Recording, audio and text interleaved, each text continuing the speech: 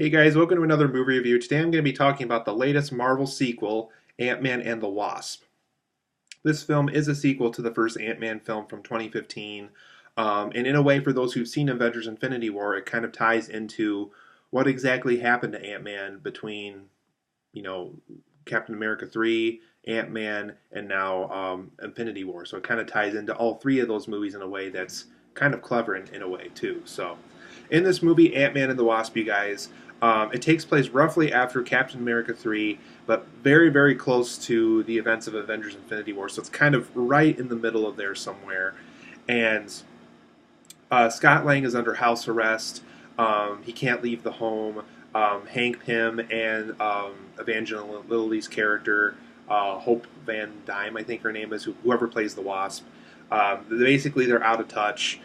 They don't really communicate with each other anymore. Scott's just trying to, enjoy house arrest as much as he can do it. He can have visitors. His daughter comes over. His, ex-wife comes over. The boyfriend of the ex-wife comes over and stuff like that. So he's not completely isolated from everybody. He just really doesn't talk to Hank Pym or anybody that he was close to in the first film anymore. But things start to change when one day, when Scott's under house arrest, he imagines himself back into the quantum realm from the events of the first movie, and he has a vision that he's seeing a woman, and I think she either brings up a name or something like that, but he somehow makes the connection that she is related somehow to both Hank Pym and the Wasp. So he basically gives them a phone call after all this time of not talking to them, and he thinks there is truly some type of a connection between his visit in the quantum realm in the first movie and this possibly being the wife of Hank Pym or the mother of the Wasp somehow, and she's trying to send a message into reality that she's still alive and that they can go get her. So while under house arrest, Scott has to figure out how he can exactly leave the home, help out both the Wasp and Hank Pym with this scenario. While all this is going on, there's a character named Ghost that really wants Hank Pym's laboratory for a condition that she has and for a superpower that she has that's connected to her ghost identity. And Scott Lang and the team have to avoid Ghost while also trying to, get back into the quantum realm somehow without killing anybody, without killing themselves while doing it. And all this is happening over the course of Ant-Man and the Wasp. So overall, guys, I really enjoyed this film. For those who saw my review of the first Ant-Man movie, you can probably remember I wasn't a huge fan of that first film. There's parts of it I liked.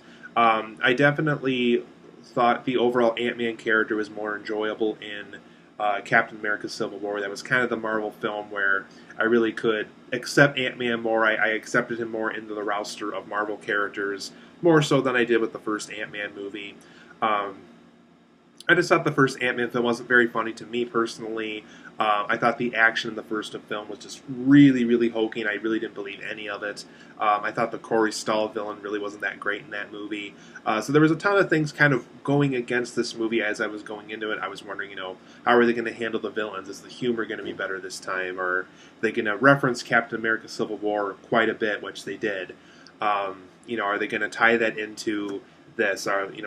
What kind of answers are we going to get about Ant-Man based off what we saw in Avengers Infinity War, and based off of these screenshots we're seeing online of clearly Ant-Man being in the next Avengers movie and how he got there and stuff like that. So something's happening. Somehow he made it. And so thankfully Ant-Man and the Wasp addresses these questions while also giving us a great Ant-Man film where, for me personally, gave me an overall better Ant-Man experience than the first Ant-Man film. So tons of great things going into this one, and thankfully tons of great things happened after I left the theater from this movie too.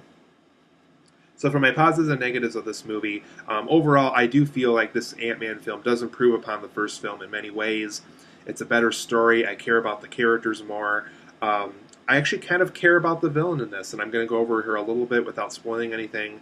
But they do kind of make you care about the villain in this film. Her name is Ghost. Laurence Fishburne has a role in this film. You can kind of understand how, without spoiling anything as well, how Hank Pym and himself kind of had a dropping out at one point, how he's not completely bad, he's not completely good. There's things that he did that he's not happy of and things like that. So there's just a lot of things filmmaking-wise that I thought they improved upon from the first movie. So as a person who really didn't care for the first Ant-Man film and going into this one, but enjoyed Ant-Man in Captain America Civil War, I had a very fun time at this film. Not quite as fun as Captain America Civil War, but as an overall solo Ant-Man film, I was overall more satisfied than I was with the first one. Michael Pena returns from his character played by in the first movie, and thankfully it's the same kind of humor that he was doing in the first one. One of the better parts I thought of the first one was Michael Pena. He uses his classic storytelling again of him providing voices for other characters and going way back into the past as to how he met Scott Lang or who he's been talking to or what kind of deals have been made, underground and stuff like that. So thankfully, that portion of Michael Pena's character does remain intact in the Ant-Man sequel, and he does have a very funny story to tell one of the characters about how he met Scott Lang, and there's a funny wig they put on him, and everything you would want from a Michael Pena comedic performance they did in this movie. He was a lot of fun to watch in this movie. And overall, that leads to my next point. I thought this film had an overall funnier sense of humor. I think I saw somewhere online, I think Paul Rudd himself had more creative input into the screenplay in this movie. They had Adam McKay in the first one for a screenwriter. He worked on, Anchorman and The Big Short and other bigger films, but I thought kind of leaving Adam McKay out of this one I thought was a smart choice. I really didn't like some of the jokes that McKay came up with in the first Ant-Man movie. So thankfully, Paul Rudd himself got to be a part of the screenplay process more in this. I think most of the screenwriters themselves were different than the first one. So overall, funnier sense of humor, more laughs, definitely more funny audience reactions I sensed from the audience while watching this movie. So just an overall funnier sense of humor in this movie.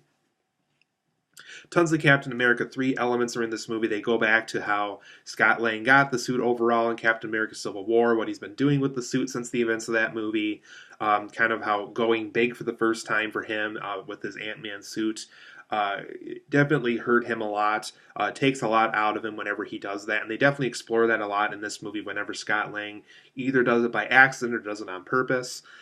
So they explore a lot of those elements that we learned about Ant-Man and Captain America Civil War. So tons of cool stuff they incorporated with that, and I was very happy as a result.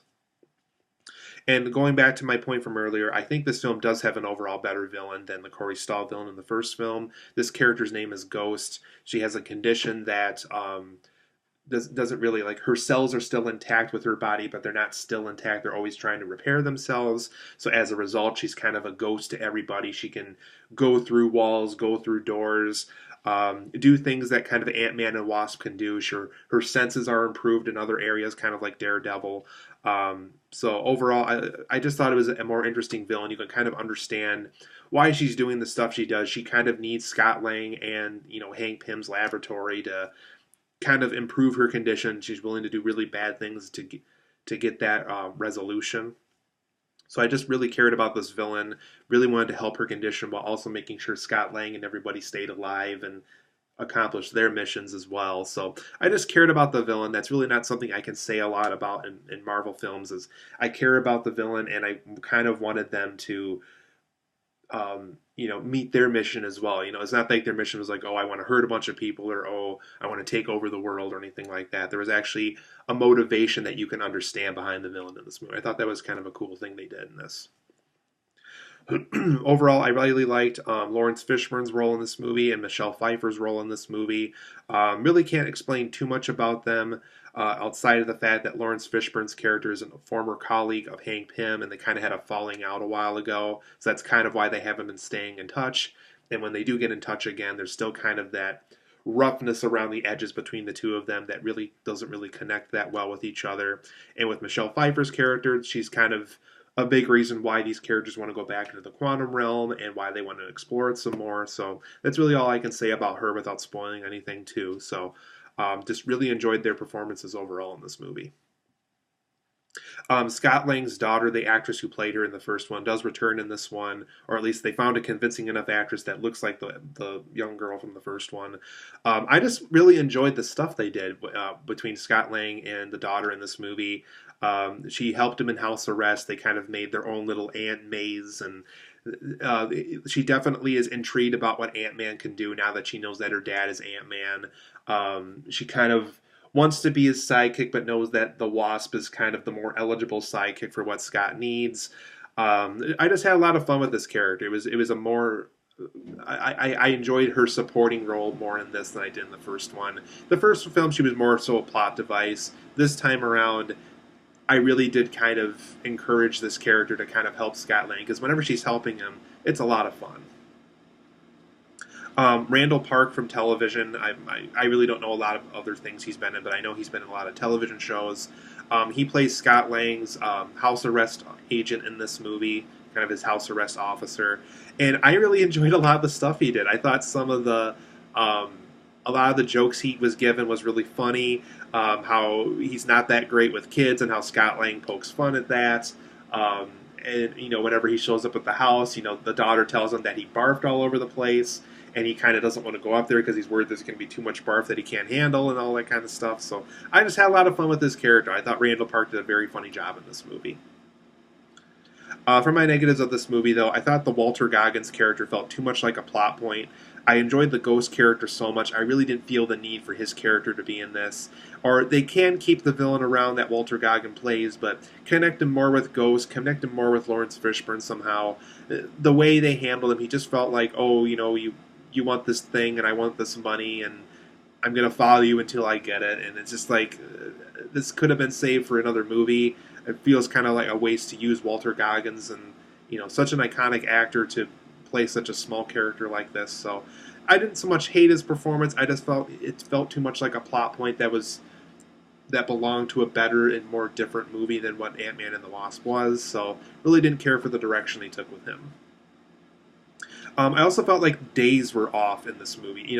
There's scenes where they're saying, "Oh, we got to do this in 2 days. We got to do this in 1 day. We got to do this within a certain amount of hours." And it clearly is a much longer time stretch than the time period they're given to do some of these things. And I don't know. To me, some of the timing in this film felt very off for kind of the restrictions they had as characters and the restrictions they faced in this world throughout this movie. I also thought some of the Wi-Fi elements were very confusing in this. There's a moment where they're in the quantum realm, and they only have so much time, and they have to be connected to the lab, or else the machine won't work, and they won't know how far into the quantum realm they are, and stuff like that. So some of the Wi-Fi elements for some of those scenes just felt really confusing to me. Once again, I thought like some of the days and the timing and the science was kind of off for some of these things. So I thought some of that could have been more acknowledged and explored and improved upon for this movie before release. But overall, guys, I'm going to give Ant-Man and the Wasp an 8.5 out of 10. I really enjoyed this film a lot. Improved upon the first Ant-Man film in almost every way imaginable, in my opinion. Really enjoyed this time out. Really enjoyed how the Ant-Man character was used. I definitely respect the character more, and I see how much how fun the character can be in a Marvel universe now.